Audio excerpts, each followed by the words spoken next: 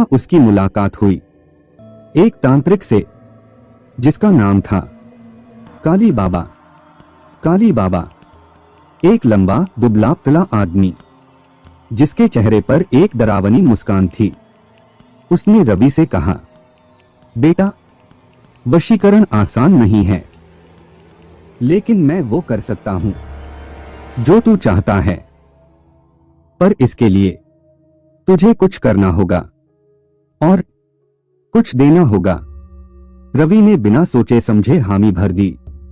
काली बाबा ने रवि को एक छोटा सा ताबीज दिया और कहा, इसे रिया के गले में पहना दे, फिर वो तेरी हो जाएगी। लेकिन उसने एक चेतावनी भी दी, अगर तूने मुझसे कुछ छुपाया या नियम तोड़े तो ये ताबीज तेरे लिए श्राप बन जाएगा। रवि वापस भोपाल लौट आया। उसने रिया को एक दिन कॉलेज के बाद मिलने बुलाया और चुपके से उस ताबीज को रिया के बैग में डाल दिया। लेकिन रवि को यह नहीं पता था कि काले जादू की कीमत सिर्फ ताबीज तक सीमित नहीं थी। कुछ दिनों बाद रिया में बदलाव आने लगा। वो रवि से ज्यादा बात करने लगी, उसकी हर बात मानने लगी। रवि खुश था, उसे लग रहा था कि उसका सपना पूरा हो गया। लेकिन रिया की आंखों में वो चमक गायब थी। वो हंसती नहीं थी, बोलती कम थी और हमेशा उदास रहने लगी। एक रात रवि को रिया का फोन आया।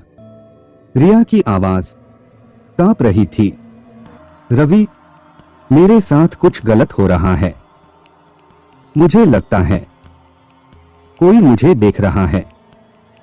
रात को मेरे कमरे में कोई फुसफुसाता है।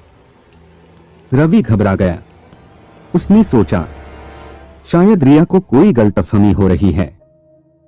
लेकिन अगले दिन रिया की हालत और खराब हो गई। उसकी आंखें लाल थीं और उसने रवि से कहा, मुझे अपने गले में कुछ महसूस होता है, जैसे कोई मुझे दबा रहा हो।